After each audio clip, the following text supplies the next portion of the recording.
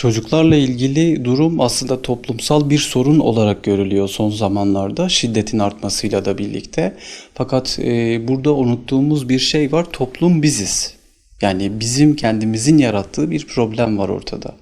Çocuklar dünyaya geldikleri andan itibaren ailelerinin, öğretmenlerinin, sosyal çevresel etkilerin bütünlüğüyle kişiliğini, karakterini oluşturur ve dünyaya gelişimini de bu şekilde sürdürür. Ancak burada toplumu suçlayıcı ya da çocuğu damgalayıcı bir şekilde ilerleyip çocuğun yaptığını herhangi bir şekilde olumsuz bir davranış olarak yorumlamak sadece onun bu davranışı sürdürmesine yol açacaktır. Bu toplumsal bir sorundur ama toplumda biziz. Yani bunu düzeltecek kişiler de yine bizleriz. Çocuk aslında bu küçük yani bu kadar küçük yaşlara bu şiddet olayının düşmesi çocuğun hem sosyal çevresinin etkisi hem dijital kültürün etkisi hem de aile içerisindeki çatışmaların bir etkisidir.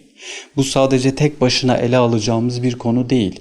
Çocuk küçük yaşlarda empati yeteneğinin, empati duygusunun gelişmediği bir şekilde ilerliyor. Onun için oradaki iletişim güç gösterisi haline gelebiliyor. Bir rol alma modeli haline gelebiliyor. Ya da oynadığı oyundan kalma bir tür güç gösterisini başarıyla sonuçlandırma, sonunda da ödül alma gibi bir durumla yüzleştirebiliyor, sürdürebiliyor.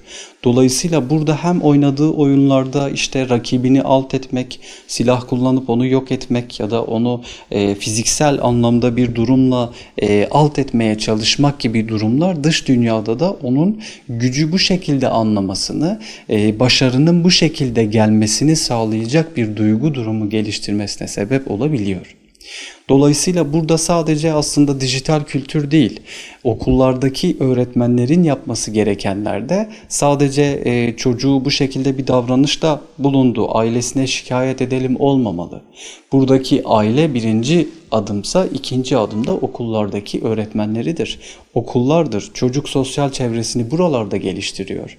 Burada yaş ne kadar düşüyorsa toplum olarak hepimiz suçluyuz, hepimiz bir noktada bunun içindeyiz derken izlediğimiz dizilerden, izlediğimiz videolardan, takip ettiğimiz sayfalara ya da gün içerisindeki çatışmalara, yoğun stresin getirdiği evdeki iç huzursuzluğa, bütün bunların sebep olduğu bir durum olarak karşımıza çıkıyor. Yani tek başına bir sorun değil bu. Bunun yanında dijital kültürü hiç olmazsa oynadığı oyunlarda bir tür filtreleme, bir tür bunu dengeleyebilmek ve bunun sınırlandırılmasını yapabilmek ailenin en önemli sorumluluklarındandır. Oynadığı oyunda eğer birini yok etmek bir ödülse dışarıda çocuk bununla ilgili bir sentez yapacak durumda değil. Bunun dengesini kurabilecek bir durumda da değil. Dolayısıyla ailenin burada bilinçlendirici, öğretici bir şekilde ilerlemesi gerekiyor. Anne baba eğer birbiriyle çatışıyorsa çocuk dışarıda çatışabilir. Anne baba dışında kardeşler arasında iç çatışma varsa, bir huzursuzluk, şiddet eylemi varsa çocuk dışarıda da bu şiddet eylemini sürdürebiliyor. Dolayısıyla eğer bunun önüne geçmek istiyorsak çocuğun yaşadığı alandan itibaren bunun başlaması gerekiyor. Okullarda öğretmenlerin yapması gereken o kadar çok şey var ki sadece oraya geldiğinde alfabeyi öğreteyim, yazmayı öğreteyim ya da bu şekilde devam edip bir şeyleri vereyim de sonra ne olursa olsun mantığıyla ilerlemek de bu sorunu çözmez. Öğretmenin yapacağı şey çocuğu bilinçlendirmektir aynı zamanda. Eğitim kurumlarının vereceği şeyler bunlardır. Çocuk dijital kültürle ilgili de bilgilenecek, empati yeteneği konusunda da bilgilenecek, sosyal ilişkilerin ne ölçüde olması gerektiği konusunda da bilgilendirilmek zorunda. Çünkü çocuk bunları bilmiyor, bunları öğrenebilmesi için de birilerinin onlara bunu öğretmesi gerekiyor. Bu çok kapsamlı bir bakış açısıyla ele alınmalı. Burada evet aile, eğitim kurumları, yerel yönetimler, devletin hep birlikte toplumu bilinçlendirmeye yönelik adımlar atması beklenilir. Çünkü biliyorsunuz ki son zamanlarda bu kentleşmenin getirdiği artık insanların küçük dairelere, küçük evlere sığdırılmaya çalışıldığı, yeşil alanların yok edilmesi, sosyal alanların ciddi anlamda azalması, ekonominin bu durumda olması, bütün bunlar aslında bunu etkileyen faktörler.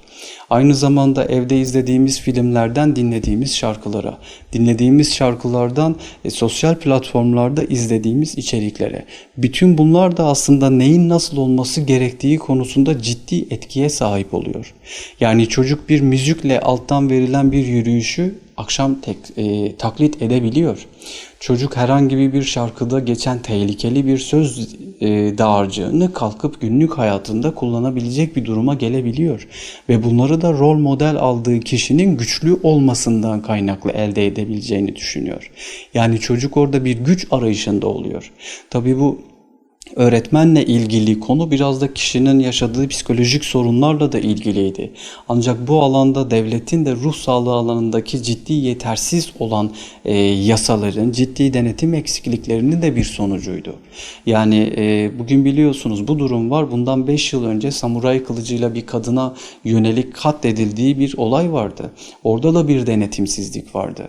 Bu alandaki denetimsizlikler ve bu alanın getirisi ciddi anlamda tehlikeli boyutlara ilerleyebiliyor, tehlikeli sonuçlar doğurabiliyor. Devletin de burada yasal düzenlemeler yapması bu gibi durumların bir nebze olsun önüne geçebilir.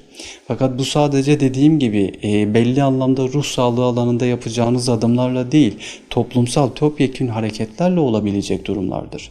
Yani kişinin aslında yaptığı eylemler bütün sosyal çevresinin yaşadığı dünyanın bir etkisidir. Çocuk durduk yere kalkıp bu eylemi yapmıyor. Annesi babası çatışıyor, kavga ediyor, fiziksel anlamda birbirleriyle iletişim kurarken bağırarak konuşuyor.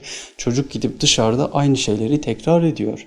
Okula gidiyor, öğretmeniyle ilgili bir sorun yaşadığında, öğretmeni ona bağırdığında ya da şiddet uyguladığında ya da başka bir şey yaptığında o da başka arkadaşlarına bunu kendisini kabul ettirmek için uygulayabiliyor.